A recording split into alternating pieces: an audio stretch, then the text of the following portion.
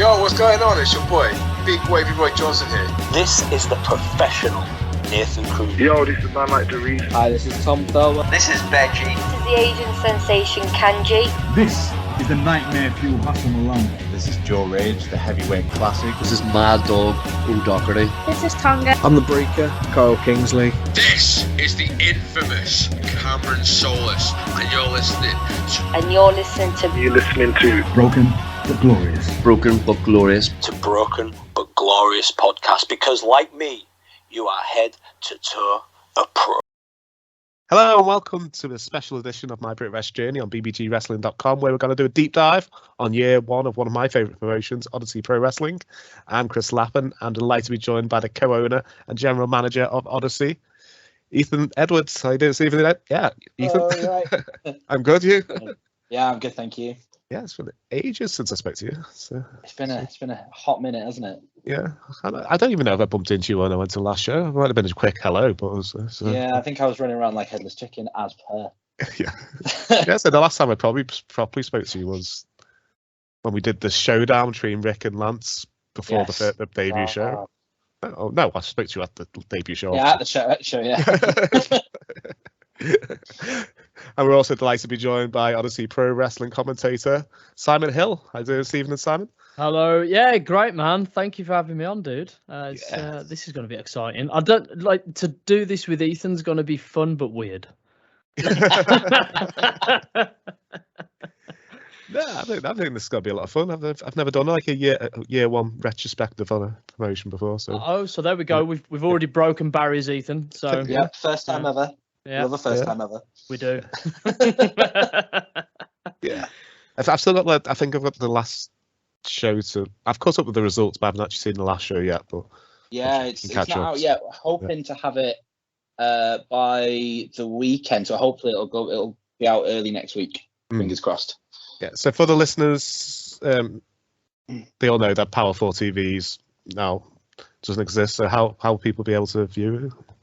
So we have our own Patreon page, which is Odyssey Pro Wrestling. Patreon.com/Odyssey Pro Wrestling. It's got our entire back catalogue on there, so every show that Odyssey have done is on there. You also get some special perks as well, like you can vote on certain match stipulations when a match allows it. For our VIPs, they can vote on who does the VIP meet and greet for the show. So yeah, it's really helping us create a better experience for the fans, which is quite good. Oh, brilliant. Cool. Yeah, so again, huge thanks for joining me this evening. It's going to be a lot of fun. So I want to start by going back to your debut show, Set Sail. So tell us about the few days leading up to the show, because we did have a couple of pullouts. If I remember rightly, so Craig Collins wasn't able to do the show. Lizzie was down with COVID. Yes. And Alexis Falcon had injured her hand in a death match in Liverpool. Yes. So I'd always sort of been told and had seen like when a promotion sort of had a few last minute dropouts, and to experience it on the first show of all shows was a bit of a test. But no, it was good. I think we got quite lucky in what we were able to do, kind of off the back of those people that weren't able to be at the show. Yeah, because you could get bad replacements in Chris Ridgway, I guess. I don't know if you remember though, Ethan. I almost didn't make it to that show as well. If you remember, because my lift had bailed on me, and I was like, "Oh my god, this is like." Rick was like, "Can you catch a train?" I was like, "I don't know. I don't know where it is." But I got there an hour before the show started. Yeah, I remember. Yeah, that was just mental. I think that probably was one of the most like that. The before the show for that one was probably the most stressful of the shows that we've done, because everything's new, everything's for the first time. Like I've helped out at shows before and assisted with things, and but it's. As one of the co-owners, it's my call and call the other guys. So it's like, right, we need to do this, and it's when you're in that moment of like, oh, we've got this long to go, and the time just starts ticking down, and you're just like, oh god, right, is this done? Is this done? Is this done? Is this done? Because it's the first time we've ever done it. So you sort of I mean, I was constantly sort of like second guessing and just sort of like, right, have we done this? Have we done this? Have we done this? Okay. And then I think there was like a moment of peace. And I was like, no, something's wrong here. Where's it going to go wrong? So I remember the listeners, I was helping out backstage and I remember me going, more chairs. I was like, what? And I kept Kurt and Lance kept calling me the chairman by the end because every time I put more chairs, you're like, more chairs. I was like, really? I think that one is probably still our most attended show to date. I think we had somewhere. I think we had about 250, I want to say. That show, maybe a bit more. I think it was close to 300. What about the Blackpool one? Our first Blackpool one was absolutely off the wall. Blackpool. Oh God, yeah. So that one sold out. They were hanging from the rafters at that one, Ethan. So that one was about the same. So I think the first one I want to say. So Morecambe's first one was about 270. Blackpool was about 260, 265. And I remember thinking, right, we can't go above, I think it was something like 230, 240. And then RPD kept selling tickets. And he was like, mate, don't worry about it, we'll sort it. And I was like, oh, you should hope. And then like on the day, we were just like moving people around and like, had all the children on the stage. And it's like, so we got lucky because we got the extras, like we got there and we sort of saw the, ahead of time, we didn't know that LED board was there. And then I didn't realize we had that much stage for it. So we were like, oh, great, let's put the kids on there. That's cleared up some seats there. Brilliant. Let's get some more in. And I think we were about 260, 265 on that one. That's a great show as well. So loud. So loud. It was amazing. So was the debut show everything you hoped for?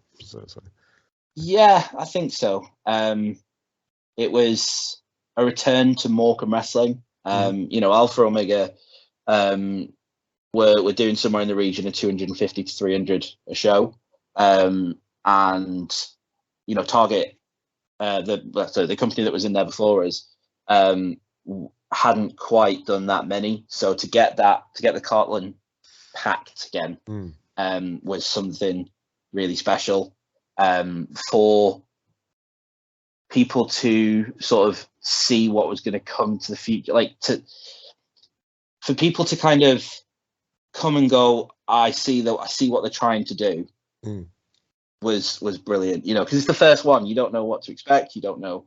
We're a very, very story heavy promotion. So you're laying down the groundwork at that point. There's definitely some mistakes that we made. There's no one's ever going to be perfect.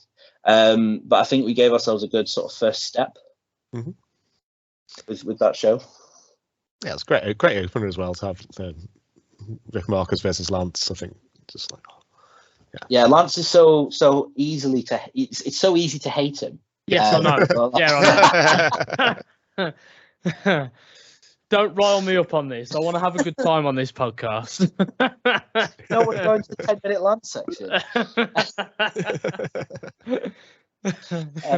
He's so easy to hate. So and for a crowd that absolutely loves the heels and absolutely loves the baby faces and despises the heels. I couldn't think of two better people to send out for the first Odyssey match. Yeah, definitely. Because it didn't start with a promo from Ryan. So it started. So I came out and just sort of. I came out. Well, Mark came out. Then we had to give the commentators their own introduction. Apparently, the divas that they are. Which I'm sorry got over so well. I literally went backstage. I was like, "You cannot not give us an entrance, never ever again." After that, I was going to do it the one time. The thing is, I knew for a fact that if we'd have brought these two out and just put them in the booth, the Morecambe fans are so nosy that they'd have just been like, "Who are they? What are they doing?" So I was like, "Well, let's cut that off now." These guys came out, and then I came out because I wanted to be open and honest and sort of like, right, this is the situation with the matches that's happening this evening, because people have paid for, although there's always the card to exchange thing. People have paid for something, so I wanted to give them upfront and honest as soon as possible, and then I wanted to introduce Ryan because in the last show prior to Odyssey. Ryan had won the right for for Morecambe Wrestling. You know, so he won that. We were then able to put on Odyssey. So it felt right that he should be able to come out and address the crowd at the start of the show and introduce his tag partner. Yes, who got booed because apparently he turned heel like 4 years ago or something in Morecambe. So there was a fan favourite in Morecambe at the time, and he had a match with Chris Ridgway, and it was sort of loser leaves Morecambe, and Ridgway won. So the fans hated him for that, and they remember, they hold grudges. Yeah, they really do. Yeah, I've never seen a crowd like it. I thought Wrestle Island and TNT can get pretty loud, but Morecambe, that's another thing.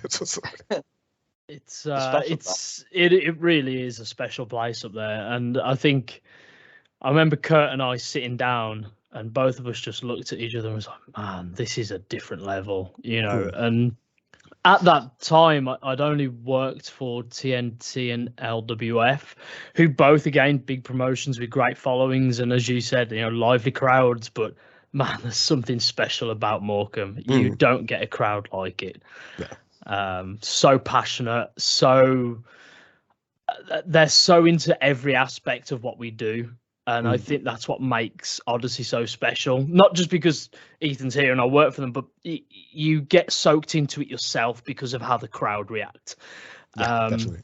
And that's very rare in wrestling altogether, never mind British wrestling. I think it's, you know, we've hit something special up there, especially with that crowd.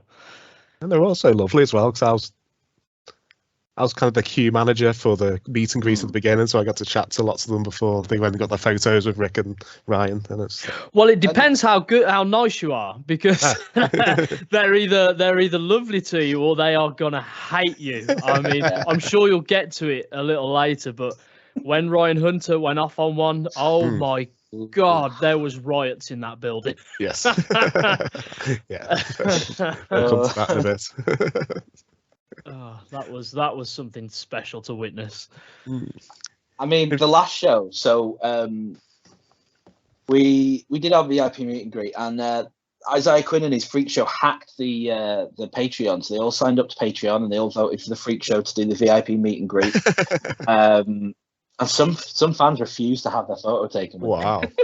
Like they were like, "I know, but I don't want it with them." And I was like, "Oh, you know, you have to sign up and vote for who you want then, because otherwise they'll just do it again." That's amazing. Brilliant. Yeah, I saw Nightmare in a singles match as a face at Kingdom Wrestling. He's brilliant. So I was just like, he's so good as a face as well. I've never seen him as a face. So. You should see him in Barrow. He's the Ryan Hunter of Barrow. He really is. Yeah. Wow. Yeah, he's very loud cheers for Nightmare in KOW.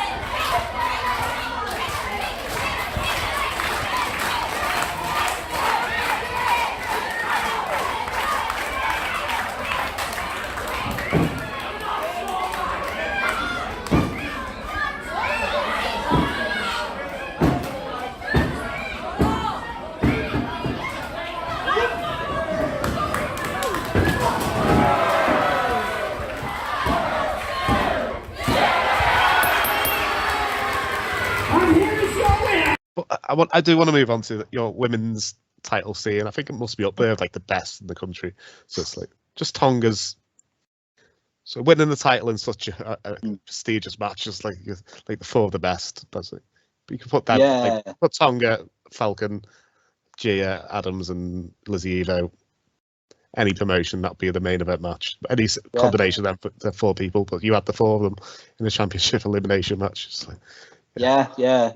So they were originally, we were supposed to have I think we were supposed to do a four-way.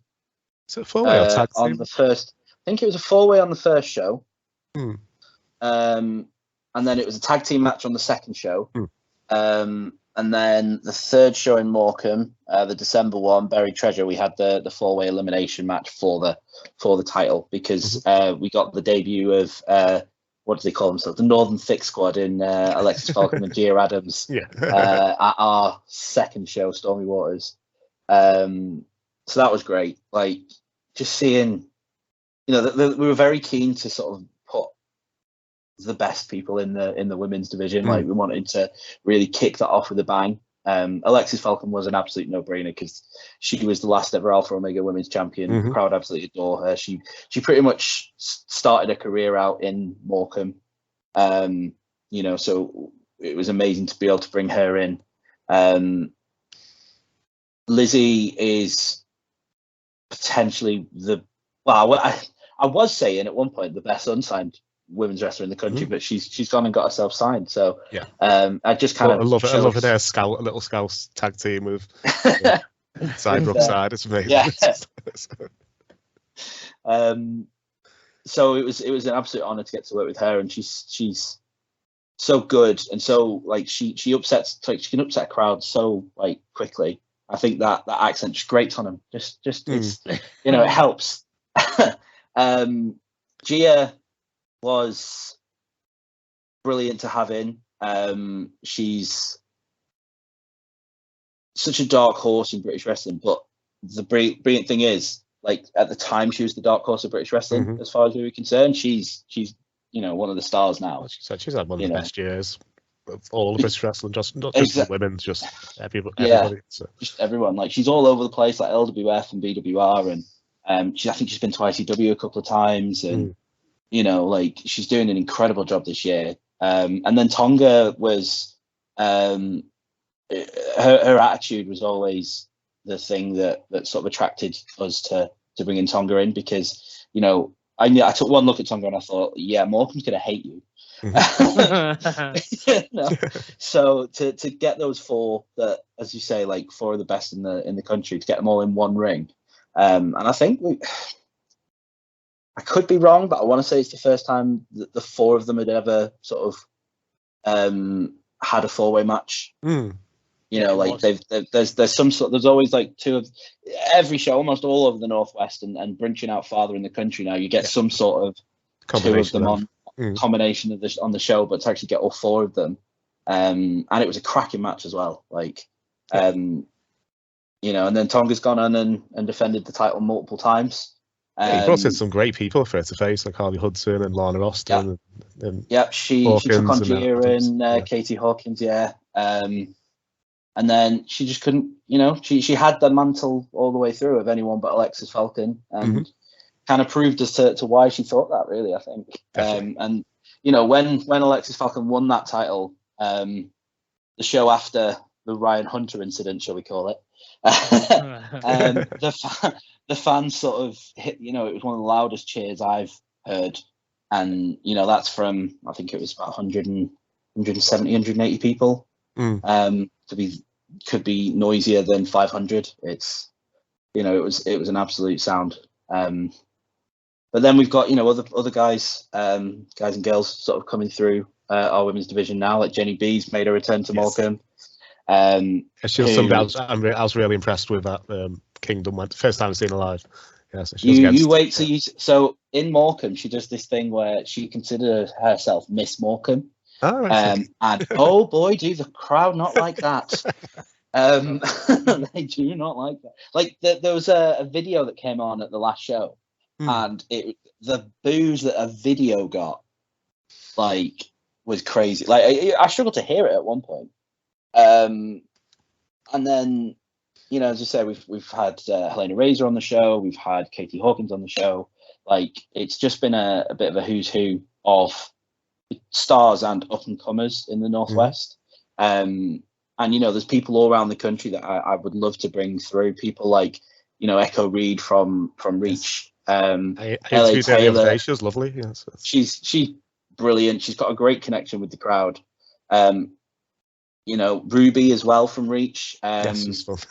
she's so much fun. You've got Aurora and LA Taylor. Like, Reach's women's division is brilliant, and that's one that I'd love to be able to bring some of those guys up and introduce them into Morecambe, just because I think it'll give something very new that not many people have had the chance to witness.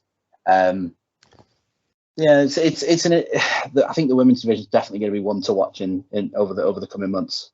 Yes, I'm excited. Yeah, Alexis versus Jenny B on the next show should be a lot of fun. Seriously. And it's fun because Alexis Falcon has previously lost a championship in Morecambe to Jenny B. So she's very aware of what she's like. So it's going to be a really interesting match to see how they both come on over the years. Yeah, can't wait. Any favourite women's matches you've called so far, Simon? I do think that championship match. I think for many reasons.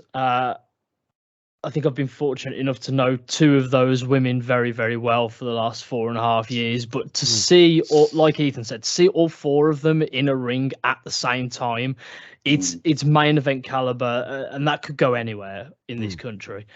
And I remember starting that match, reeling off the talent that were in the ring and just feeling the emotion as I'm going, this is for the Odyssey Pro Wrestling Women's Championship. And it was the first championship we crowned as well. So it was the very first, technically it's the very first Odyssey title as the Women's Championship as well. So it really did mean something, that match. Yeah, absolutely right. And for many reasons. And again, when Tonga managed to get the win on that, you never saw it coming because of the way the match was going, and the crowd just it exploded in multiple ways. You did have some over here that were like, "Oh my God, Tonga's champion!" Yes, and you had most of them over here like, "Why is Tonga champion? Why has she won this match?" But it was just a big reaction, and again to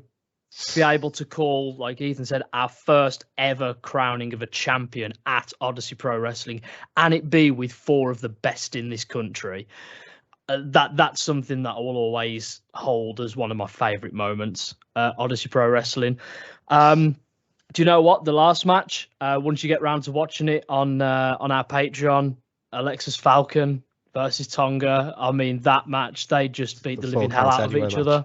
Yeah, they really. And that was voted for by the fans as well. So that was one of the Patreon fan vote matches. So they had the option of Falls Count Anywhere, no disqualification, or a submission match. So I think that was another reason why the fans really loved that match, is because they had a hand in deciding sort of how the match would go. Definitely. Yeah, and it was they did beat the living hell out of each other in absolutely every sense of the word. So yeah, that'll be a good one to watch back for sure. But yeah, I think it's been what I've loved about Odyssey is we don't just put one women's match on a card all the time. Women's wrestling is starting to just become wrestling, and that's what's special. And a few promotions are starting to catch on to that now, and we've kind of been ahead of that curve. We've done it from day one. We've had the odd women's match here and there, and then 2 or 3 on a card, and it's just the talent speak for itself, and what they bring speaks for itself, and we've kind of been on top of that from day one. And again, like Ethan mentioned, some of the young talent that I know Ethan still wants to bring in. Worked with Ruby from down at Reach. She's a great young talent, full of energy. I'd love to see her Odyssey Pro Wrestling. I watched her match against Laurie at Phenomenal Elite. Yeah, that was so fun. That's when Laurie threw me out the ring. That one goes back quite a long time as well. But yeah, and that was my first time getting to watch Ruby, and she's a special young talent. She's got a lot to offer. But yeah, the scene's looking great right now. The whole women's, I don't really want to call it a women's division, but the fact that that's all becoming so hot right now and becoming one of the most watched aspects of British wrestling is just super special. Definitely. I mean, when you get places like SWW, and I think it was Cheltenham, they did the show. They did just an all women's show. and I think the main event was LA Taylor versus a lady called Luna Blue. And apparently that was a cracking match. And it was just from what I'm told, it was just a show full of just great matches. So it's really, really cool to see. Definitely. Luna Blue's another one coming up, isn't she? But LA Taylor is just a machine. I mean, she is one of those, and I know we don't want to bring up the pandemic these days. Now we're getting out of it, but she's one of those that benefited from that. She came out of it a totally different person, and she's just an absolute machine. Definitely. Yeah.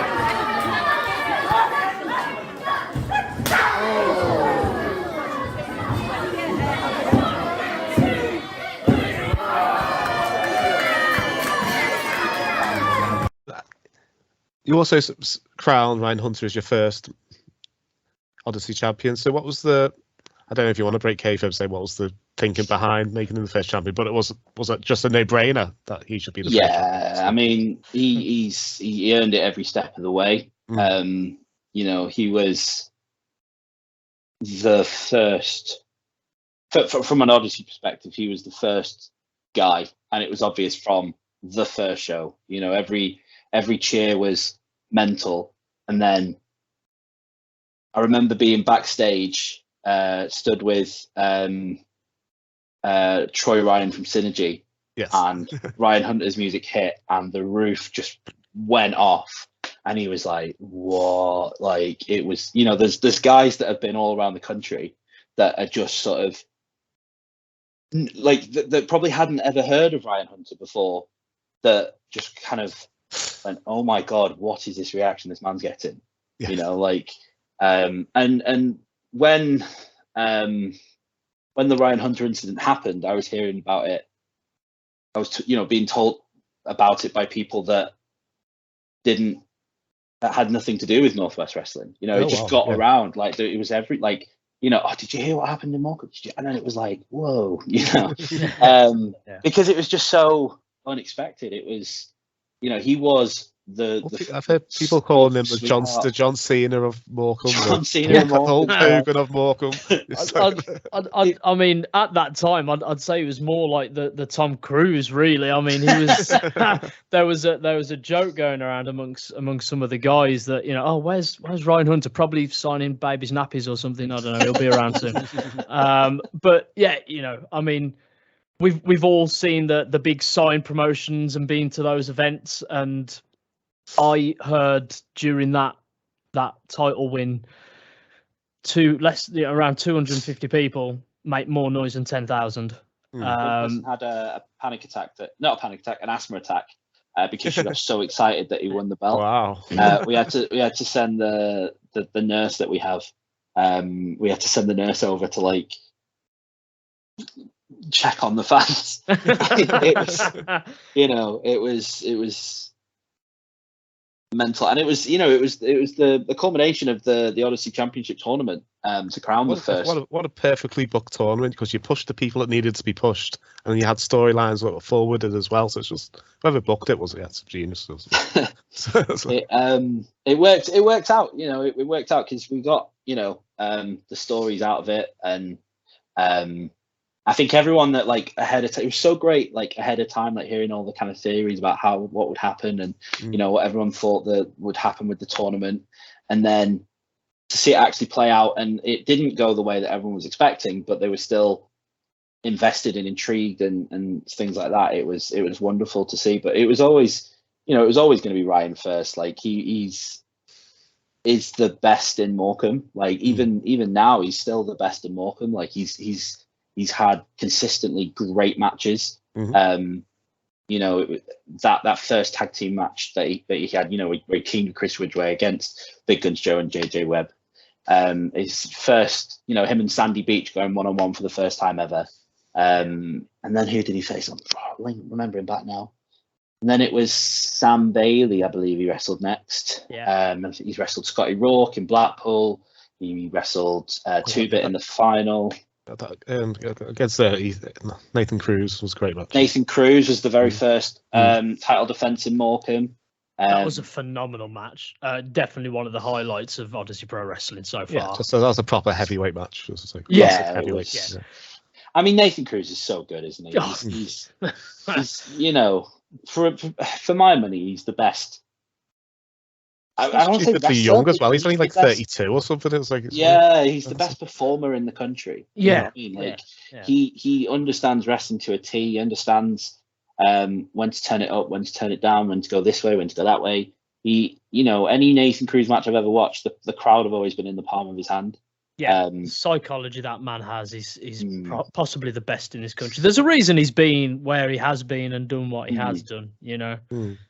I mean. You can't really applaud him anymore. It's he's someone I'd love to bring in again when the time's right, to bring back to Morecambe, because I always have I very rarely I don't like bringing someone in for a one and done. It doesn't for Morecambe it doesn't work, because they invest in people. So if you just try to bring someone in that you think they're not going to like, but if you work towards that end goal, for example, if we take the final of the championship tournament, so 2-Bit started out by wrestling Sexy Kev, who made a big triumphant return at the first show. He then wrestled Troy Ryan in the first round of the Odyssey Championship tournament. He eliminated Rick Marcus in the semi-finals, and then I think there was a genuine fear among the fans that he was going to win the title. I think he was my pick to win the title. I thought you might have done the swerve and had Ryan then chase the title, but 2-Bit's one of those where he's just got all the potential in the world, and if he harnesses that, he's going to be unstoppable. But I think it's just Ryan's time right now. And as I say, the person that's getting the loudest reaction and things like that, of course they're going to be the first champion. Yeah, definitely. So I remember fancy booking with Ryan when we interviewed him. There were so many options throughout the tournament how it was going to go. I was like, yeah, because I think the first round we had, other matches we had RPD and Sam Bailey. That was a great match as well. Was that meant to be Big Guns Joe, or was that different? Yes, so originally that was meant to be Big Guns Joe, but he was unable to do the show. I can't. Yeah, because I went to Germany. I fancy international jet setting Big Guns Joe. Yeah. I fancy booked with Ryan that he could have faced everybody who beat him up on the first show. So yeah, he could have had Sandy Beach in the first round, then Big Guns Joe, and then JJ Webb in the final. Yeah, could have done, so. That's another way you could have gone through that tournament. I think the other match we had Rick Marcus and JJ Webb in the first round, which was again another another opening match. Rick Marcus absolutely nailed it out the park again, really lifted the crowd up in that one. And JJ, how good is JJ Webb? He's so good. Yeah. He's so underrated. And I think because of how rated he is amongst people that watch him, that's saying something, if that makes sense. Like, he's so good. One of my absolute all-time favorite things ever in Odyssey happened on the first show, and it was a blink and you'll miss it thing.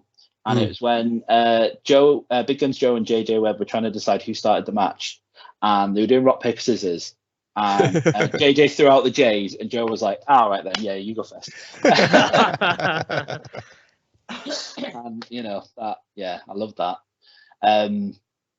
So that was amazing. I think for me, one of JJ Webb's finest moments was when he absolutely lost his rag and threw a paddy at James Greenwood. When Greenwood told Sandy Beach to get out, and he just elbow dropped his cap or whatever it was. I was just we went through a period of Greenwood kicking people out, and we got them to be more and more elaborate each time. Greenwood loves it though. He soaks it up, doesn't he? He loves it. Yeah, he was my saviour at the first show. He got me back to Liverpool. I didn't realise the last train was like at 8 o'clock or something. He said, "Oh, the show doesn't finish till 9, half 9." I was like, "What?" He's a wonderful human, isn't he? He is. We need more people like James Greenwood in wrestling. Yes. We really do. Absolutely. Who else was in the first round of the tournament? So it was Ryan and Sandy Beach, JJ and Big Guns, JJ and Brick Markle. 2-bit versus Troy. 2-bit and Troy Ryan, and then Sam Bailey, and Sam Bailey, another guy that's been wonderful to work with. Like, he's trainer at Future Shock. Like, he's just a fountain of knowledge. That he's, for my money, just one of the very best in the country at getting a reaction. But then if you look at all the people that have come out of Future Shock Academy as well, it's hard not to say he's one of the best trainers in the country as well. Yeah. Yeah. I mean, I can't say too many nice things about him because he hates it. But I remember, so the first time me and Bailey met, I was hosting the Just Dance World Cup and he was hosting another gaming event at the NEC. But we didn't know who each other were. And then he came up to me when I started working for TNT, and then we got introduced. I was like, "Oh, no way, it's you," And then, but since I've started going at shows and just listening and paying attention to him and then training under him, I mean, you can't fathom, in my mind personally anyway, how he comes up with the stuff he does, because everything he does makes sense and there's a reason behind it. And then you watch what he does in the ring and out there with the crowd, and I don't understand personally how that man isn't booked on every promotion. But that's enough nice things said about Sam Bailey. But yeah, he's an unrivaled talent in my opinion. Definitely, he's one of the best heels in the Northwest, if not the whole of England. So how did the relationship with TNT come about? So you had was it Extreme Fields, and then you had a defense on. Yeah, I mean, they reached out to us, which was pretty amazing. That was one of the first times. I mean, I blame Simon a little bit because he was working there, and I think that probably helped a little bit. But yeah, we just, Extreme Fields was coming up. He reached out to us and said, "Look, this is what we're doing. Do you want to come and put a match on? Do you want to put a table on and things like that?" And we were like, "Well, yeah. Well, be stupid to say no." And I remember because we were the first promotion that was announced to work there as well, and I think that really did make a bit of a splash as well. Kind of like, "Oh, whoa, Odyssey, that, like, what's going on?" Like, so I think we did help bring some eyes to the event, and then you got some other great promotions like BWR and KOW and not KW, LWF and Wrestle Island all get announced for the show as well. And I was lucky enough to get to call the Odyssey match with Simon. Which was a lot of fun. It's still to date the only match I've commentated on. I told you we need to get you back on when it makes sense. It was good fun though, Like I remember coming up to you and I was like, "Come on, it's your promotion." Strong-armed into it. Yeah. So my bragging right over Mark Adams is I called all 17 matches and he called 16. So you got a break. Yeah, he got a break. All the shows I was so gutted. I couldn't get to. I was like, "Oh, I wish I got to." Yeah. It was a great show. It's just a very long day. Yeah, long day. I think I headed back to Plymouth or after the show. Wow. Was that like a 4 a.m. get in the house? Yeah, because I think the show finished earlier than most normal shows would. Like it finished at like 8 o'clock, I think. Yeah. But been going since 12. It started at 12. So it was like that full day. And then I got in the car and then I drove back to Plymouth, all six hours or whatever it was back to Plymouth. Wow. I don't know if you remember, but see the less glamorous side of British wrestling, right? So Mark and I knew we had a long day, so we went and bought lemon, honey, and some iced tea. And we're like, right, so we'll be sorted. We got there, we're like, the venue's got to have mugs. The venue's got to have mugs, surely. So we got there and they didn't. Obviously, it's a club. They had these huge cocktail jars, like 3-litre cocktail jars. So Mark and I have poured a kettle full in each of our things, and we've just got 2 full lemons, pot of honey each, and we're just drinking it through the day. And I remember Ethan came up and was like, "What's in that?" And I was like, "Lemon and honey." Oh. Cleared me right up, and do this. Oh man, yeah, but that was a fun event. It was a fun event, and to get to call with Ethan was great as well, because obviously I'd just started working with you. I think I'd only done 1 show, 2 shows. Did we do by then? Yeah, it was 1 or 2. It wasn't very many. Yeah. So then, obviously, I think he's only done. He's done the debut. Blackpool. I think it might be just the one show maybe, because I don't think we'd started the tournament yet. No, we hadn't. Because we spoke about it, I'm sure, because that was our next Buried Treasure. Yeah, it was. Buried Treasure was our show after that, I think, if I remember. I'm really glad.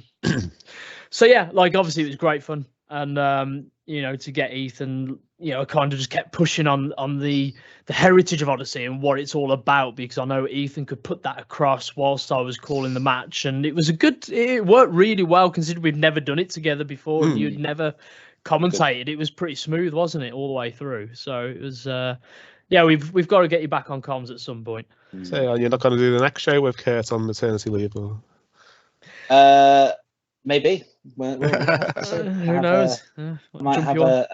Yeah, I'll main event. Jump in. Yeah, I'll do a JR and just come on for the important ones. I think we have to get back to Ryan. So he did the unthinkable. Ryan turned on the Morecambe faithful.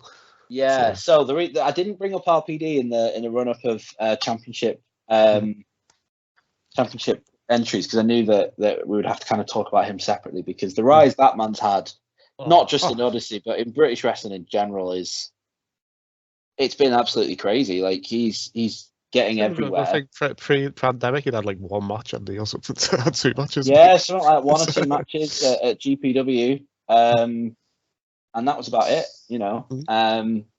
And he's someone that we talked a little bit about, and then Rick met him, and was just like, RPD has to come in, and then they formed a tag team really quickly, in Born Ready, but from the moment that we put Ryan and Rick did the VIP meet and greet on the very, very first show, and instantly the fans fell in love with him. So then in his match that he had with Scotty Rourke, which great match that was. Such a good match. For 2 people that had never wrestled in Morecambe before, to get that kind of reaction from the Morecambe crowd was really impressive. Yeah, I'd never seen Scotty as a heel before either. So when he's such a good heel, I was just like, he's very, very, very good. Yeah.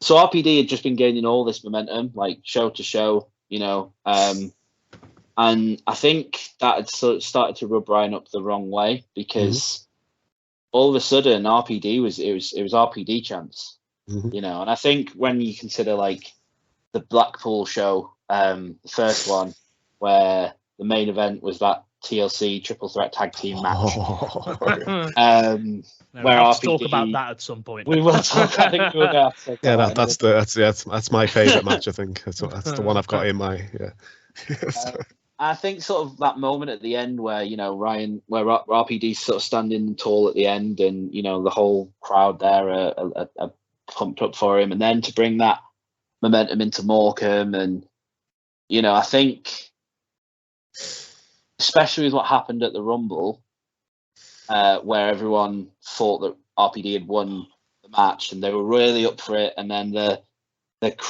how crushed they were when Dekker won. Yeah. To going into that championship match at War on the Shore between RPD, Dekker, and Ryan Hunter, the fans didn't know what to do, and I think that upset Ryan a great deal. Yeah. To the point where I think he was like, "Well, no, I was the cameraman here in Morecambe. You've literally seen my entire career, pretty much." Developed in front of your eyes, and you can't decide between me and him, who's been here for less than a year. Yeah. The silence in that room, I have never felt anything like it. Because I think with silence as well, for some people it's like, oh, there's no reaction, but no, there was a reaction, because what Stunned happened silence. was I was stood there, and it felt like all the air had been taken out of the room. Yeah. And I've never been in a room where that's happened before. Wow. Just it wasn't awkward silence. It was pained silence. Yeah. Almost like a disbelief. And then when Chris Brooker came out and hugged Ryan, that's when the rage started. So I remember looking down from the comms desk, and there were people ripping their Ryan Hunter t-shirts off. One woman threw hers on the floor, stamped on it, and then went, "I want a refund." So, fun fact about the t-shirt: Ryan had brought a brand new batch of t-shirts, like new color, new design, and sold about 15 t-shirts that night. Yeah. Oh wow. Yeah. And then that happened. No remorse from that man. No, not at all. But again, not to kind of break the fourth wall or anything, but that match going into it is the first time I've seen almost the entire locker room in the sort of gorilla position area that we've got. Everyone wanted to watch that match. Yeah.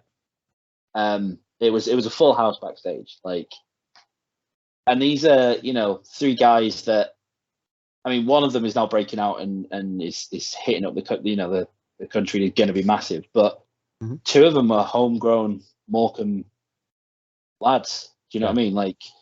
Although they're from different parts of the country, but they're still, I would consider them as Morecambe lads. Product of Morecambe wrestling. So it was a really special main event, I think, to have. But then, Ryan certainly made it memorable.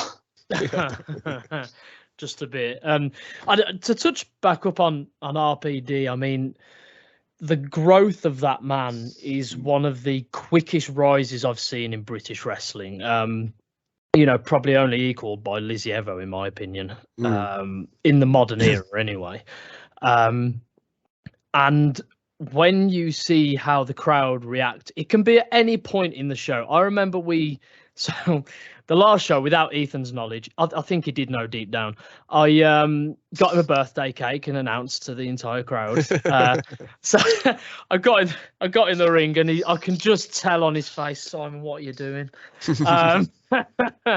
But this was pre-planned, and I remember I got out the ring, and you said something, and the whole crowd just started chanting RPD. We've just done a happy birthday announcement for our general manager. It was the start of that show where Chris Brooker was in the ring with the rest of the spotlight, with Reese Rogan, with Dekker, and with Ryan Hunter. And Ryan hasn't even come out yet. So it was Chris Brooker, Kelly Van Ness, his assistant, and Reese Rogan. And as he's trying to speak, it is deafening like the chance for RPD. Like they are begging for him to come out. Like it was absolutely, the noise was mental, and I just remember being backstage just thinking, "Whoa!" Like, yeah. He's got to be the next champion. He's got to beat. He's got to beat. Got to do it. Well, depends on if Sexy Kev beats him to it. Like Sexy Kev's a huge Morecambe favourite. Like there's only 2 people that I would ever consider doing sort of like being able to answer an open challenge or make a surprise return without priorly announcing them, if that makes sense. So like, but when you see these like open challenges and kind of, I would 9 times out of 10 have them answered, and then you kind of know what the match is going to be.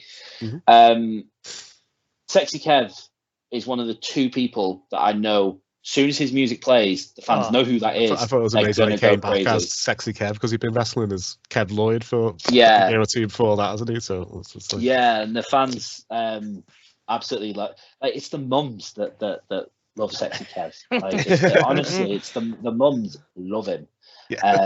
But he's the other one that gets incredible reactions.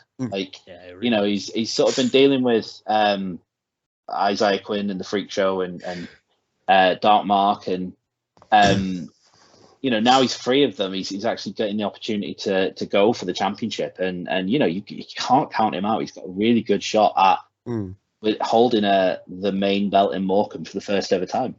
Do you know, that would be a match I'd want to see, actually. Kev and RPD.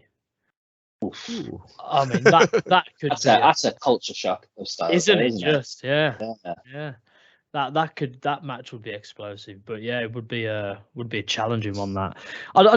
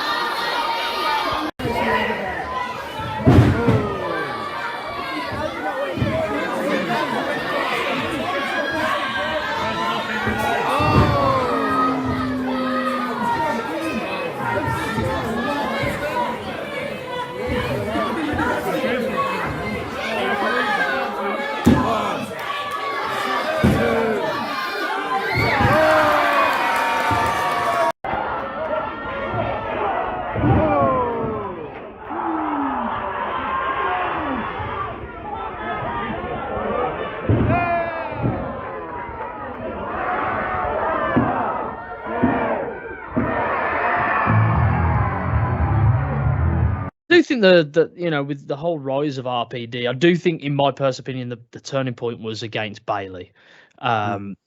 You could tell he was like, I'm here, Morecambe, and I'm fighting for you. And the crowd really got behind him in that match. And obviously he came out the way it did. And I just think the trajectory of him is just going to keep going as well. Like he's on such a high right now. And then you've got people like Ethan said, like Sexy Kev. I mean, ignore the entrance and how much the crowd love him. Like his technicality in the ring to watch is captivating. Like sometimes Kurt and I have to really bounce off each other during his matches because we're both absolutely enthralled by what he's doing. He's a technical masterclass. It really is. But that's what's doing great. Amazing everywhere, though, isn't he? Yeah. When he beat Solid the TNT, I was like, yeah, he's Oh, man, Jay wants to do something well. with RPD and the boxing match he had as well, and the street fight they had. Yeah. And Yeah. he wrestled a go-go, and that was the match that got away. Yeah. He won the Island Rumble at Wrestle Island. Yes. So he's #1 contender there as well. So, when I saw that he'd entered that match, I messaged him saying, just before you win, just double check that everyone's definitely out, mate. We've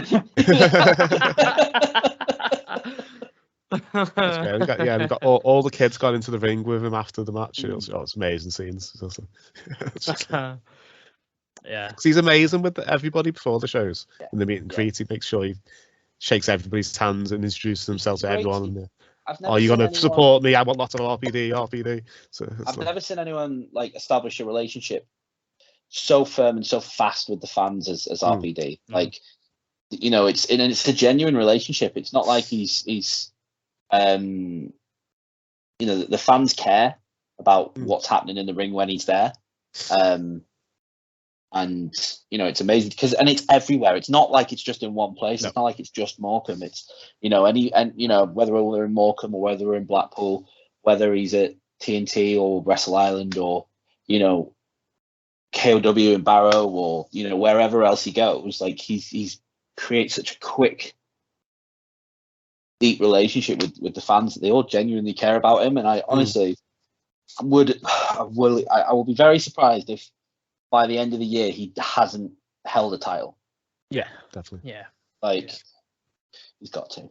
Yeah, and I think going on that, I remember the first time he ever turned up at TNT, and it was the pop he got when he came out. That surprise entrance. Was it? You would think that the TNT fans wouldn't really know too much about him. They may have heard the name because of the Northwest scene, but he'd never been there before, and he came out, and the pop, as you say, Chris, was huge, absolutely huge. Because at that time they were in Fusion, and he came out and just stood on the balcony.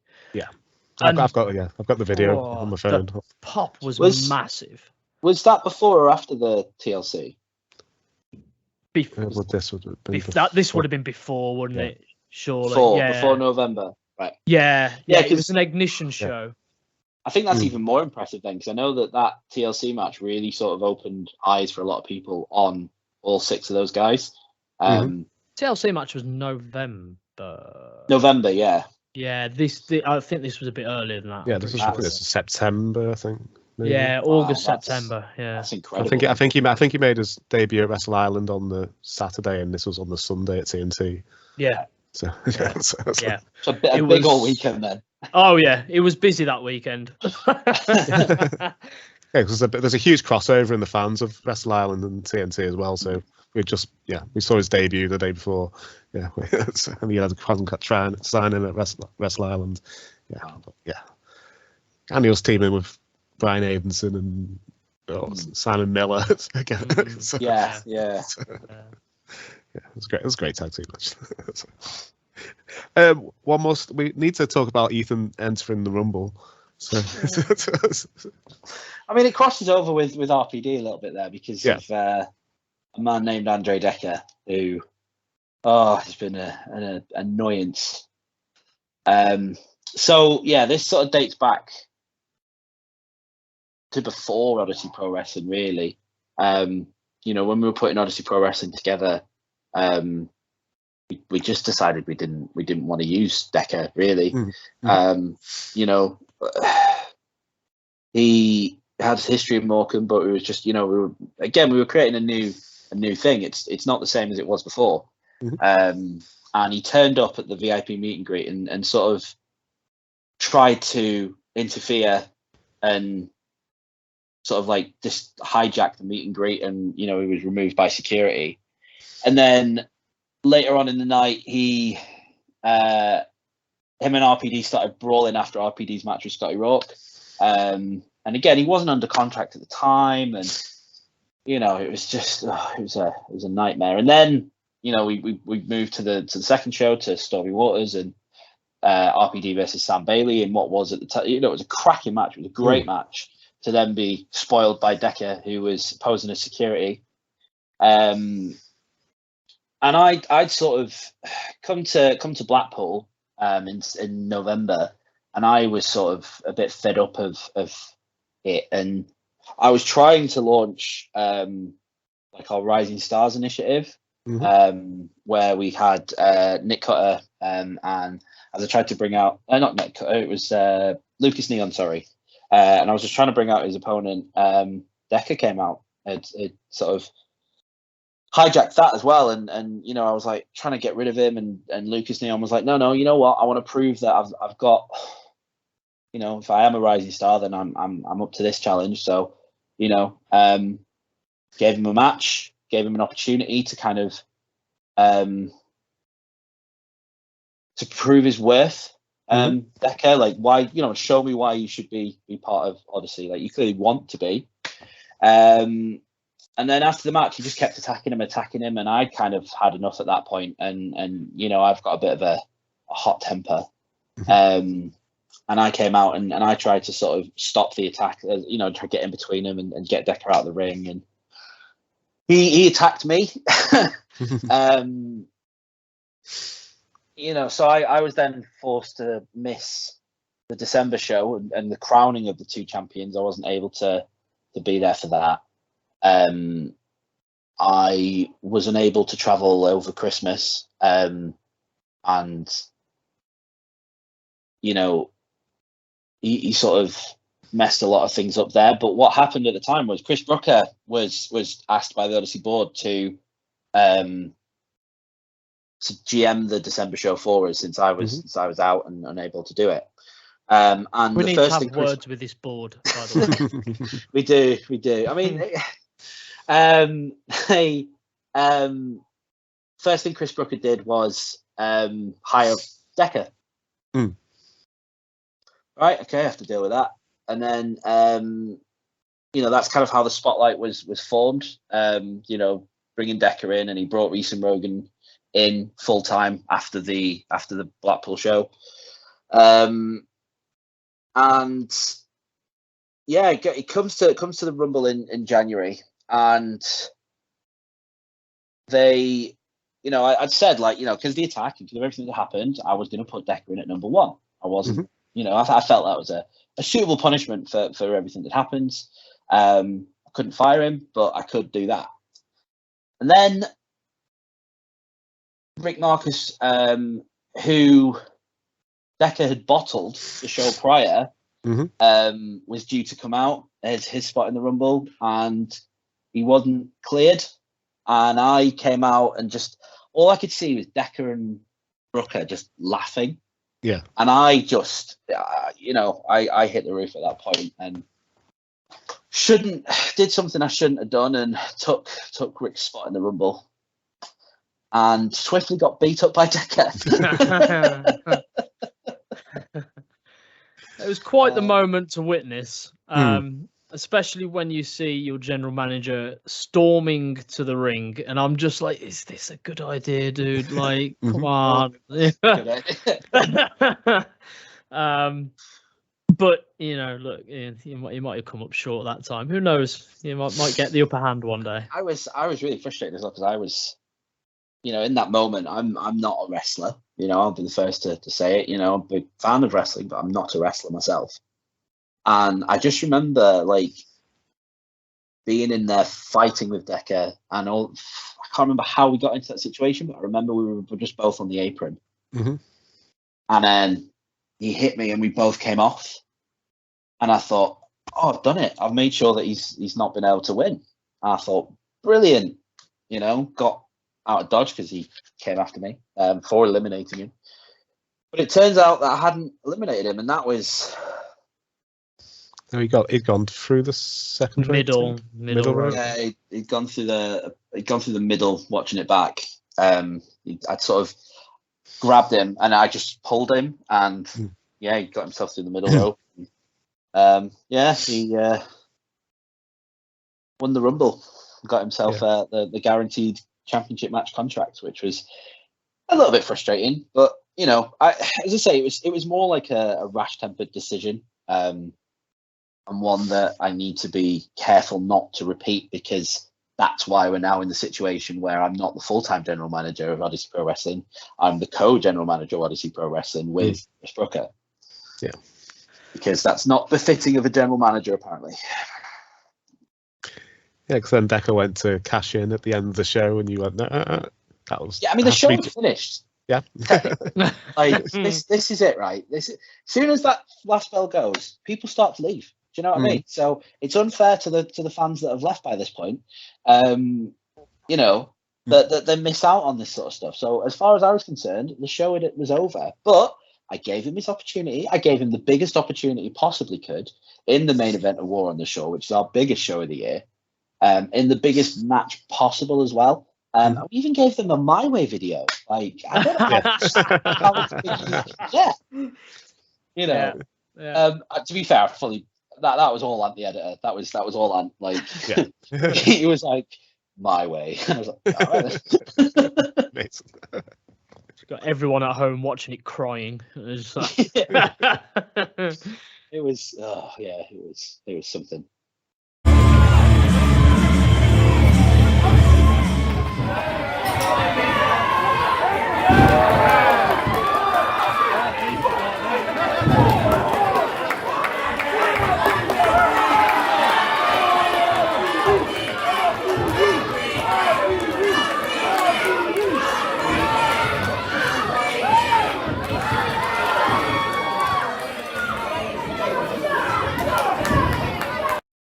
Yeah, before we preview your next show, should we just do your favourite match so far? Who do you think your MVP's been so far, and who's like the breakout star? Do you reckon you've done that?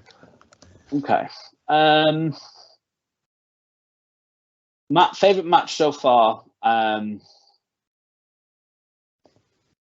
going to try and avoid. I don't want to say the TLC because I feel like that's going to get mentioned anyway. Yeah.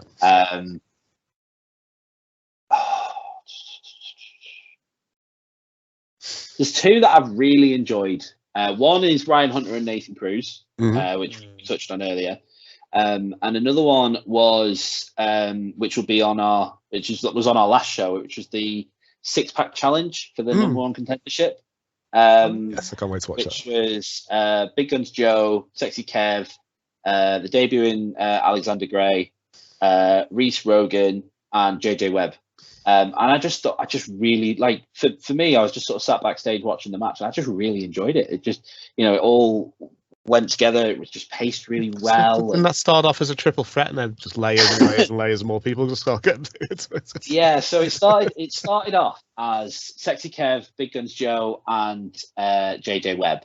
And Chris Brooker, feeling a bit inadequate for not having done anything, decided to add Reese and Rogan to the match. So I thought, you know what, I'm going to introduce my own person to the match as well, in Alexander Gray, who is one of the people that I train with at Reach Academy in Plymouth, who, again, first time performing in the Northwest. And I thought, you know what, let's do something different. Let's, introduce some new people that the spotlight won't be aware of. So that was, it was a really, really fun match. And then again, the reaction at the end when Sexy Kev got the win was huge, amazing. It was massive. Yeah. I do want to add a little caveat to that as well. Ethan, I think we need to get Alexander Gray back. I think he's an incredible. I'll be quite honest. The real Southern scene, not the London scene, the real Southern scene is something we don't really get much up here. But I hadn't really known much about Alexander Gray when he first come in. But then you watch him.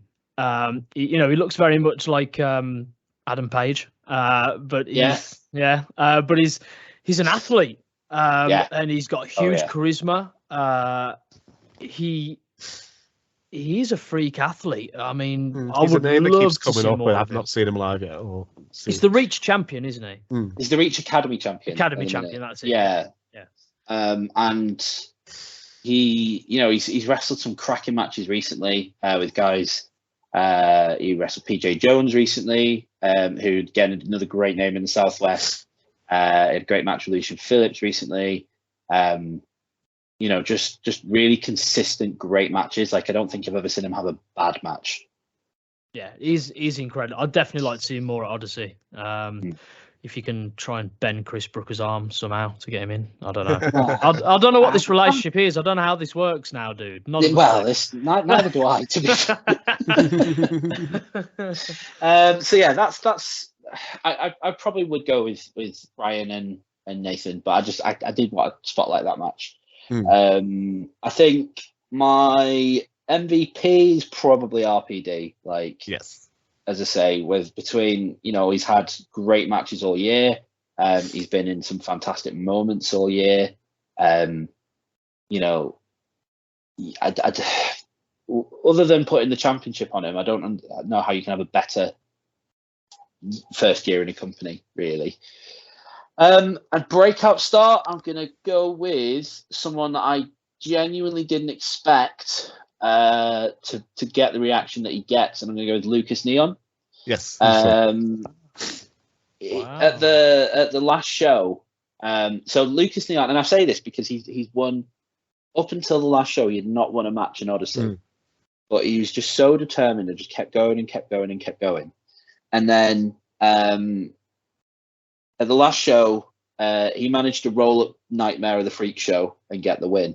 And honestly, you'd think he just won a championship the way the crowd reacted. Like the reaction was huge to it, and he's just worked hard and worked hard and worked hard, and you can't really ask for more than that, really. No. So yeah, he's probably been the one that sort of impressed me the most that I wasn't expecting to. If that makes sense. Yes, definitely. Yeah. So yeah, that's my ones. Right. I think so. My favourite match is everything's quite actually similar. The Fatal 4-Way for the Women's Championship is probably my favourite match as an all-rounder for so many reasons, not just because of the talent that were in the ring, but what it meant and who it meant something for. And I think that match as well, like it had come in that like it sort of come off the back of quite a moment as well, where the women, the four women that were in the tag team match had to be separated. There was no winner in that match. They all had to be separated and held apart, and then came out and announced the belt and announced the match, and so it was very much it fell into tag team rhythm quite early until the first elimination, and then when Gia turned on Alexis Falcon, that was like that's what gave Tonga the title was that moment. So it was just it was a bit mind blowing, really, because they just had so much fun tagging together that was just really unexpected. Yeah, I think there was a lot of emotional attachment, wasn't there, between all four women there for many reasons. Again, just for what you said, you had this build up, and then it's like, look, you guys may have tagged for this, but now you need to fight for something, and you need to fight for one of the biggest prizes in this company. And they did. They all four of those women that night absolutely went out and left the kitchen sink out there. It was a breathtaking match. That there was also, was it a fatal 4-way between Sam Bailey, Big Guns Joe? Was it Sandy Beach and Keenan? Oh, so Rob Drake and Keenan. Rob Drake, Keenan. Yeah. That match is very highly underrated in my opinion. A very physical match that I thought was actually brilliant. That was a great one to call as well. So. Yeah, MVP RPD, 100%. Breakout star is not Lance Rivera.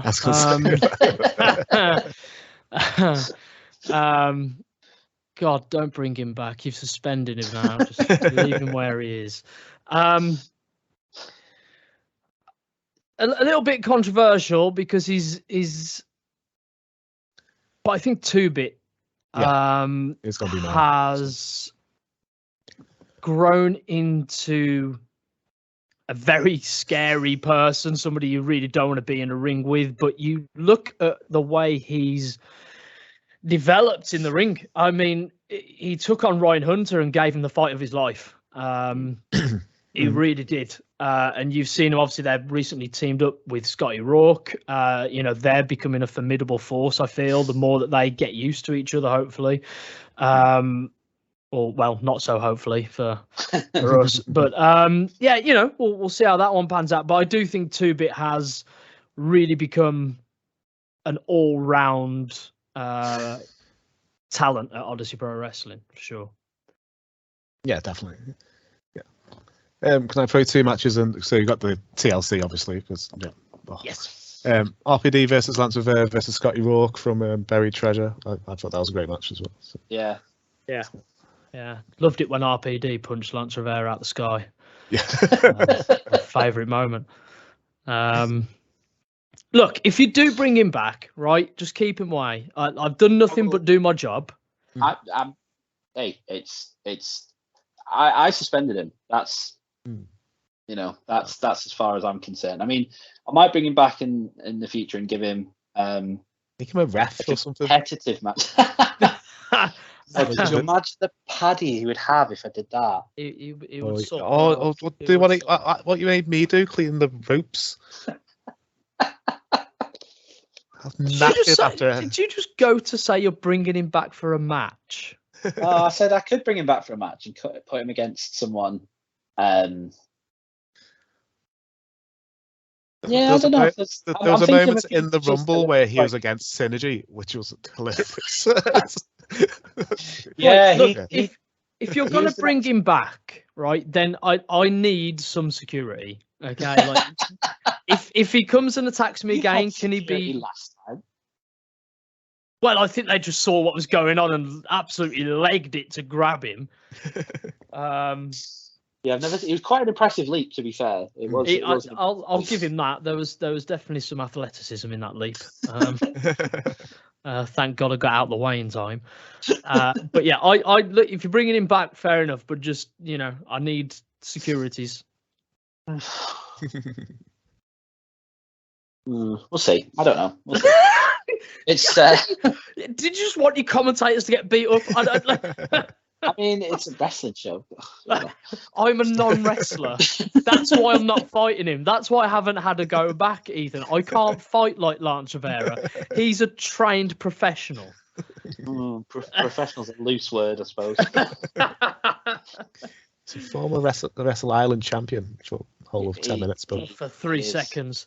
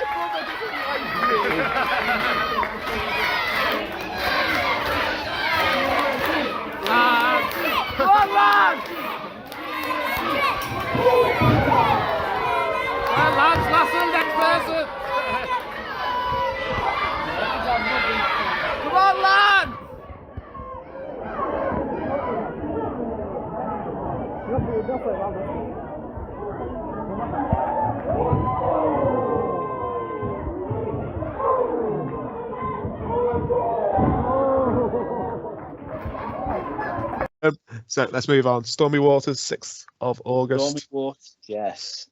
So as I mentioned earlier, we've got the big main event. Ryan Hunter defends against Sexy Kev. Yes. Which I think is going to be a cracker. I'm trying to think if they've ever actually wrestled one-on-one before, and I don't think they have. But yeah, you've got Ryan's. Well, you've got Ryan's new attitude.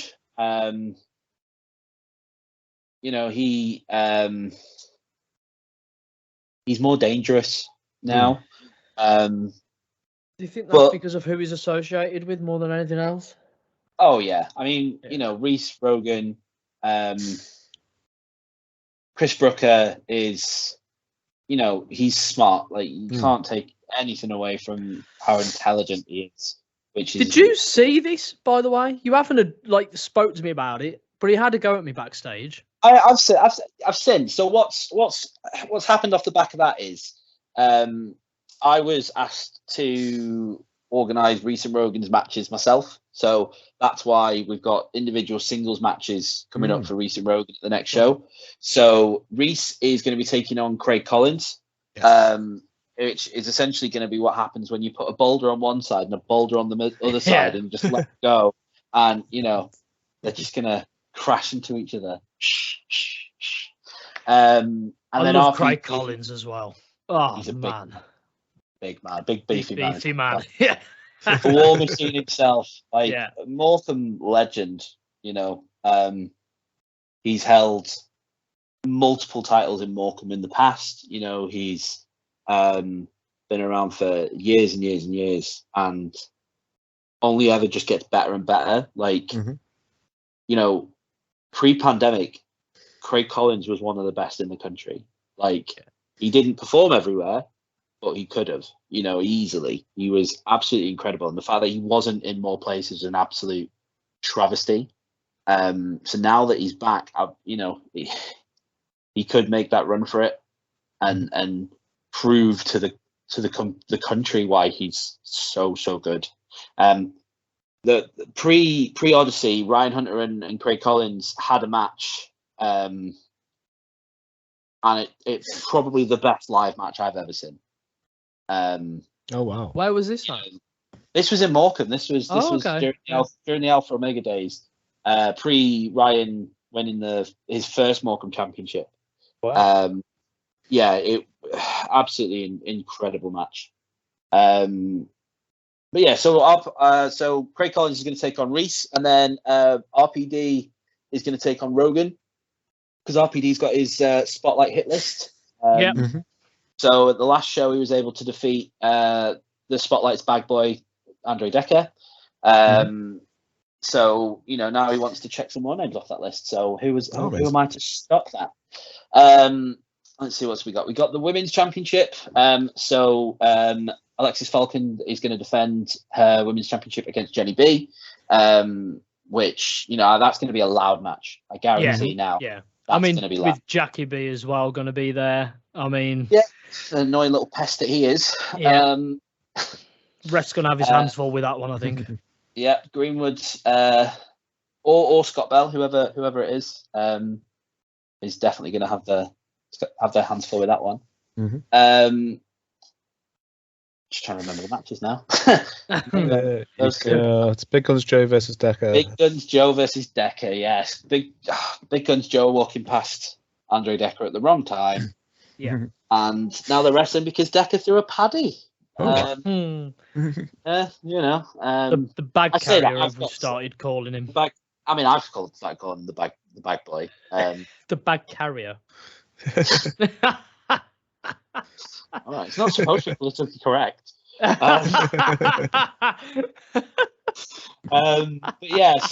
Big Guns Joe is one of the, he's everywhere, isn't he? Find me a show with Big Guns Joe on. He's on the, is in progress in TNT. He's in, he's all over the place. World traveled as well. So more than happy to sit back and watch that one. Rob Drake, JJ Webb will be a good one. Rob, Jake, and JJ Webb. Yeah. So it was quite funny. After the match between Rob Drake and Sam Bailey, Sam Bailey's really taken a keen interest in Rob Drake. Sam Bailey's the coach. He wants a new protege by the looks of it, and seems to have set his sights on Rob Drake. So it was actually Sam that came to me and suggested this match because JJ is a student of Sam's at the Future Shock Academy. With JJ just being one of the most entertaining people I've ever met, not being one of the most hard-hitting people I've ever met, it's going to be really entertaining when Rob hits him really, really hard. Oh, yes, it is. Talking of hitting hard, though, Synergy versus Neon Cutter versus Freak Show versus Scum. I've got to ask you this now. I'm very excited to call it, don't get me wrong. Yeah. But how did you come up with that? So this is okay. you know that scene from Always Sunny where the guy's like, and he's got the board, and he's just like, well, this. Yeah. That's basically how this match came around. So at the last show, Scum injured Anderson Daniels. Mm-hmm. He isn't able to wrestle on the next show. So Synergy is going to be made up of Troy Ryan and Jack Roberts. Yeah. Well, so Jack Roberts is the third member of Synergy, who joined us at Odyssey recently. So that's going to be the Synergy team. They wanted another go at Scum because of the injury. Yeah. Scum don't want any of that. They know they've messed up. Lucas Neon and Nick Cutter had previously lost to Scum, and I think they were a bit embarrassed because they'd sort of been stacked and sort of, presented over and things like that. So they, having beat the Freak Show, wanted an opportunity at Scum, who were trying to avoid Synergy. The Freak Show, who I had scheduled to face Synergy, wanted to wrestle Lucas Neon and Nick Cutter again because they felt embarrassed by the loss they suffered at the last show. So I just thought we'll just put all four of them in the ring together and go from It's going to be carnage. Like, we're not going to have a room left. It's a big room. It'll be fine. So what are the rules for this? Is it 2 in the ring or is it 4 in the ring at a time? Oh, good question. I've not really decided yet. Yeah. You're going to decide on the night, aren't you? You're just going to come out and. I'll consult with referee James Greenwood because, he is the head referee after all. So I'll consult with him the best way to do it. I mean, I'm thinking if I do 2, the problem is if there's 2 in the ring, it's going to, people are just going to be trying to tag in and out, and it's going to be mayhem there. But if we do 4 in the ring, how can James keep ordering that? And so I need to speak to him, see what he wants to do, because as the head referee, he's gonna, I'm gonna take his input under advisement for that one. I think. I'm so glad you didn't say tornado rules. Do you imagine? I don't think we worked with enough camera people to be able to capture that. No, like we'd need to have like 8 different cameras. Like, on 2K22, me and my son's favourite matches, the 4-team elimination falls count anywhere match. Tornado elimination because I just that's too easy to end the chaos. Like I feel like if we're gonna do it, we're gonna have to do it properly and throw them all in there and shake it up and see what happens. Dangerous man, honestly.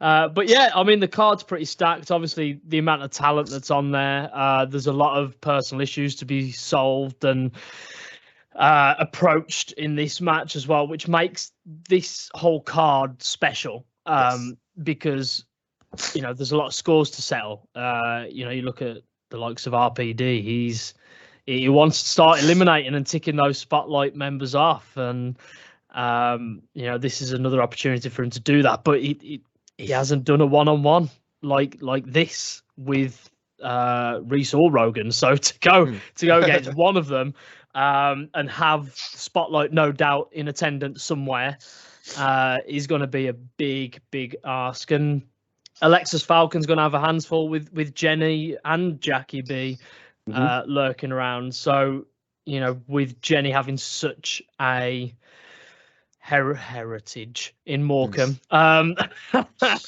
mean, she is a former Morecambe Women's Champion herself, so I'll give her that. But when I was just a lowly interviewer in Morecambe, they terrorised the life out of me. So I'm not super excited that they're back. It's going to be a good match though, and obviously Alexis Falcon, this is her first defence. Since winning, so she'll have something to prove as well. She'll want to hold on to that title by any means necessary, I assume. So, yeah, it'll be a good match. Hopefully, I mean, both Scott Bell and James Greenwood, the refs, are going to have their hands full. 7 matches, but all 7 matches are absolutely packed, stacked, and everything in between. So, it's going to be pretty wild.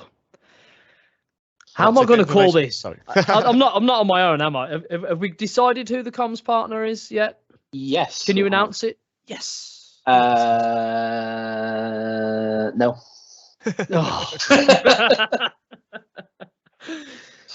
I'm going to tease you and say no. I'm not going to tell you till the night. Now, for that, I'm not going to tell you till the night. Just wait until the person turns up and you're like, right, your entrance music's on. Go. Who am I going with? That's the time to tell you. Yeah. Yeah. So where can listeners get tickets? So you can go to our website, which is odysseyprowrestling.co.uk. Standard tickets are priced at £10. They're also available on the door on the night if we do have any remaining. We have also, because our front row VIP tickets sold out in 3 days this past show. So we thought we've introduced now a second row VIP, which is £12.50 rather than the £15. So you get early entry, guaranteed seat on at least the second row, and you get a VIP meet and greet photo with one of the wrestlers, which you can vote out on our Patreon. But yeah, you can get all those tickets on our website, which is odysseyprowrestling.co.uk, and if you just go to /shop, that'll take you straight to get your tickets. I know I'm biased, but that is a steal, isn't it? £12.50 for at least second row and all of that. I mean, and insane. Still, yes, yeah, the best. Great seating. You get photo taken by our photographer, Tony Knox, who's one of the best photographers in the country. In the whole. I still think there's clones of Tony going around the country because I can't see how he could be at all these shows. Seems to be everywhere. It's just like 4 of him. But yeah, I just it's a great family event as well. Like it's action packed live entertainment for the whole family. It's more than just let's go out and have a good laugh. It's a full family thing. So bring the kids. More than happy. That's a great show. I think what we do different to a lot of promotions is we are able to get the families engaged in the stories that are happening. We don't just put a match on for the sake of it. We're not just booking random people to come in and just go out. We're creating something special by being able to give the fans something to be invested in a little bit more than just somebody throwing punches. And that's what Odyssey does very, very different and has done from day one. And again, to go back, I mean, you're getting that for £10 just for a standard, £12.50 for the whole package, and the whole experience. And it is in a great venue. It's a great location. I mean, especially when it's sunny. Morecambe is beautiful. If it's not, you're just watching wheelie bins roll down past you as you're trying to, you're hanging onto your suitcase like this as it's going up and down. But it's me running from the train to the venue on the pouring down the whole way. Oh man, yeah. In winter, it's special in its own way. But it's. And we have all that. And again, like Ethan mentioned earlier, just at the start of this interview, then we've got our Patreon where we're offering you the opportunity to get involved in all of that. So we're not only giving you something to get engaged in by stories and all of this, but do you know what? Do you want to decide what match they're having? All right, get on Patreon and vote, and you can have your say. Do you want your photo taken with this specific person? All right, get on Patreon and vote for it.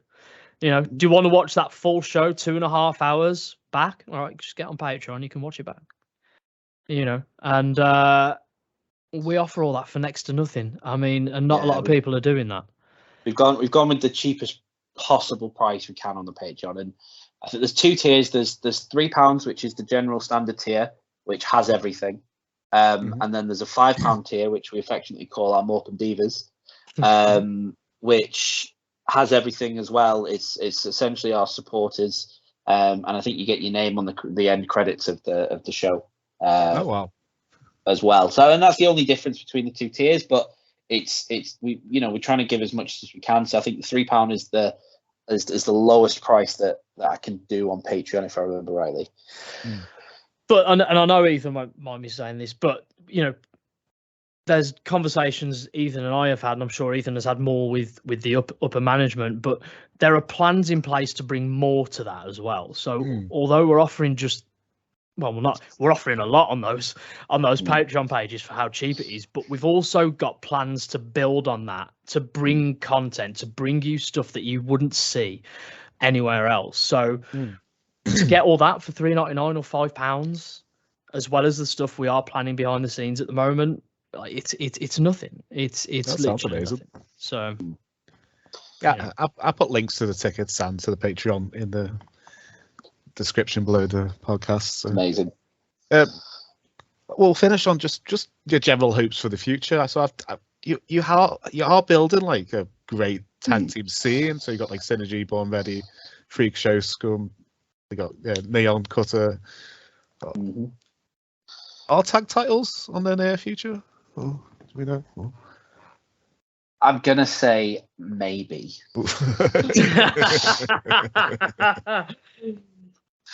You have to wait and find out. I can't say any more than that. Really, it's all very hush hush, and you know, it's all. Move on quickly. Move on. So what are your hopes for the near future? Just to keep, you know, first and foremost is to build on the brilliant fan base that we have. Like for me, it's all about, you know, first and foremost the local community. You know, I want us to be able to be that company that is for local people, but also, you know, people all over the country are like, oh, have you heard what they're doing? Yeah. You know, Morecambe's a very, very special place, and I think over time, you know, with the Eden Project coming to Morecambe and things like that, it's only just going to get crazier and crazier. So I'm hopeful for the future. I also want to bring something new as well. As I say, I'm based in Plymouth. I train at Reach Academy. There's you know, so many incredible people training at Reach Academy that I would love to bring up north to create, you know, really something different between the north and south. I think that would be you know, something that I think that would help out the whole scene in general, really.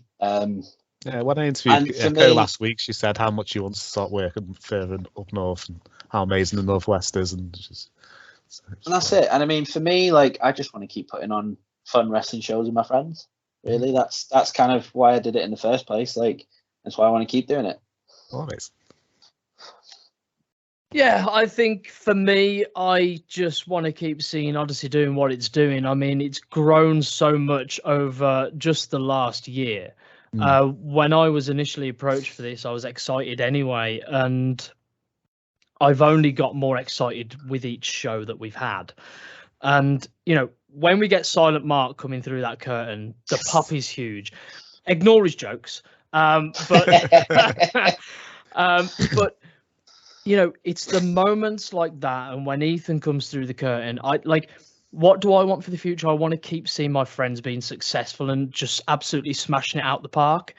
And yeah, I just, you know, look, if I want to reach for the stars, I want to see us in Blackpool Tower in a year's time. Oh, wow. You know, it's something that maybe not a year, but yeah. Ethan and I have joked about it in the past, but it in all honesty, it's absolutely something I think Odyssey Pro Wrestling deserves, because we are putting on something very unique and very special where you can really get lost in what we're doing. And I think what we offer is very special and unique compared to a lot of other northern promotions, and that's not a knock on any other promotion, because the northwest scene is the best in the country right now. We've never seen it so hot, but I think, you know, I just want to see everyone keep smashing it, keep achieving, keep doing well. You know, one of us is successful, we're all successful. You know, I've always lived by that, and I want to continue to support my friends and just see them do well, and that's what I want for Odyssey. Yeah, it's amazing. I just wish I could get some more shows, but I do enjoy watching them online, and yeah, I'm sure I'll get some more shows in the near future. Just waiting for you to compliment the commentary as well. It's fine. Yes, you don't have to. You don't have to. Yeah, you and Case have a great chemistry. It's lots of fun. So. It's weird, Kurt trying to be slightly heelish. I'm like, I spoke to you lots of times, Kurt. You're not very heelish. Do you know what? Kurt's a great guy, and he's another one. You know, he'd grown so quick. You know, that there were nerves for both of us coming into this because Ethan gave me my first break into commentary. I'd never commentated before, and I learned quick. Both Kurt and I had to. Now you're ready everywhere. Yeah. and you know, fortunately, because somebody like Ethan gave me that opportunity, I'm fortunate enough to be traveling the country doing it, but I wouldn't be able to do that without somebody like Ethan giving me that shot and trusting and having faith in me. And then to see Kurt also do the same. You know, he'd never done it. We'd both done podcasts. Yeah, I've got a history in broadcasting, but that's not the same as commentating live shows.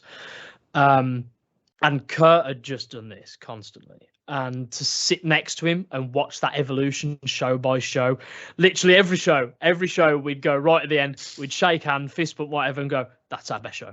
Yeah. You know? Now he's doing the Copenhagen. Yeah. You know, he's been doing stuff in Denmark. Somewhere in Scotland. Pro 2, is it? Wrestling, yeah. So, and then just to add to that as well, like you've got Silent Mark, who's just done, he's just hosted the Coliseum show in London. Oh, wow. I suppose that's the other thing for me is just to see everyone succeeding. That's amazing. Like, and as soon as I see any of these guys get these opportunities, I try to be one of the first to message them just to say, well done, you deserve it, because they all do. Like every opportunity that you know, Kurt and Simon and Mark and all the wrestlers, like they wouldn't be in Odyssey if we didn't think they were brilliant. So it's amazing to see other people see that they're brilliant as well. Oh, amazing. And hopefully, maybe a year, 18 months, when I've trained. You're thinking, there's a long list at Odyssey, mate. I mean, the conversations Ethan and I have had, I mean, you've got a list ridiculously long of talent you want to bring in. Oh, mate, between you and Kurt and you know, everyone, like, that's the weird thing in wrestling. As soon as you start running a show, you become really popular. Yeah. Scandinavian names, Kurt. Must try and throw it. You must be like, yeah. I can't do that one. I can't pronounce it. I'd probably offend them. Can I call them Jeff? Yeah. But it's yeah, man. I think, you know, I am thoroughly overwhelmed by the whole experience at Odyssey and especially the fans. I mean, look, you know, we've mentioned a lot about each other and what everyone's doing, but we really have to put the fans at the forefront of this because Odyssey is the most incredible place to be for a fan. And it's an incredible place for us to see the fan reaction because you don't get it anywhere else in the country. From my experience personally, anyway, like, there are 200 people making a noise of 10,000, we've said earlier on. And the passion behind them, you know, it's unwavered. And we've not seen it in British scene the way it is at Odyssey just yet, you know. So we really are building something special. Yeah. Yeah, I can't wait. I'm definitely going to be there again in the near future. Good. Ethan, are you going to be there in the future? I'll think about it. I don't know. It's a 6-hour drive. I'll see if I can manage it.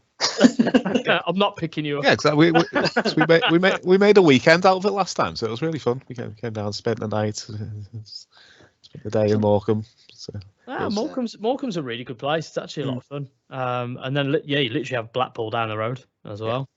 So give it a couple of years. The new Eden project will be there, and then you'll be fighting to get a hotel room. yeah, absolutely. What was the other venue you mentioned to me as a Reach for the Stars one? The town hall in Ashton. Oh, that's it. In Lancaster. Yeah, so it seats like a ridiculous amount. Like, I can't remember how many it is. It's like well over 1,000 that it holds. Oh wow. Yeah. Because it's got like balconies and stuff like that as well. One day that'd be pretty amazing. Yeah, that would be. Look, baby steps. We'll get there. Yeah, absolutely. That's when you can do the Knockout Odyssey Kingdom of Pro Wrestling Super Show. The Super Show, yeah, the Northwest Super Show. Oh my God, imagine that! Jesus, that would be carnage. Yeah, there's just so much of it. But yeah, and I think because we've already built, I think in a year, that hardcore fan base, and then we're also getting, I'm noticing personally every show we're getting new people coming along as well, and then they come back, and then I'm going, oh, but there's more new people. Yes. Yeah. And it's just, like obviously the internet's a very powerful tool, but I think people still underestimate the word of mouth. And we're seeing that, we're witnessing that firsthand every show. So yeah, it's been a ride, man. It's been a journey. Yes. Here's to many more. Yeah, absolutely. Definitely. So before we go, do you want to promote any social media or? Yeah, so you can follow me on Instagram and Twitter at Ethan Announces, and on Facebook at Ethan Edwards. Yeah, I am Twitter, Facebook, Instagram, and now TikTok at Simon H Official. I'm not viral yet, and I've posted 3 videos. At what's going on? How am I not doing it right? I keep saying this. I've not looked at TikTok yet because I keep saying this about Instagram. I'm not going to look at it because I get obsessed with it, and now I got Instagram. I'm obsessed with it, so I'm not even going to look at TikTok. Well, Leah Raven kind of like made me get it, and she was like, "You should post your stuff," and I'm like, "I don't want to." And then she's showing me all these videos, and I just. What am I doing? Why have I got this? I've just started posting the Odyssey promos on TikTok, and I think the one that's got the most views so far is the one where Scum are calling out the biggest, baddest team in the UK. Oh, that's got the most views for some reason. However, I think Sexy Kev calling out Ryan Hunter is slowly catching it. So check out the Odyssey Pro Wrestling TikTok as well. Just search for Odyssey Pro Wrestling in Google and you'll find something. OPW_UK on Twitter, Odyssey Pro Wrestling on Facebook, and Odyssey Pro Wrestling on. No, it's Odyssey Pro on Instagram, isn't it? No, I think it's Odyssey Pro Wrestling. Odyssey Pro Wrestling on Instagram. Yeah, I think it's on TikTok as well. Yeah. There you go. So go follow us. Yes, I'll put links in the description if anybody wants to go follow you on any of your social medias. So yeah, I've really enjoyed speaking today. I'd love to have you on again in the future. So much. Yeah, yeah, it's been awesome. So we've been chatting a lot. Jesus. No, yeah, it's close to 2 hours. 2 hours. Yeah. Wow. I think that's a 2-parter, right? Yeah. Hour 46. Wow. Yeah, that is a long time.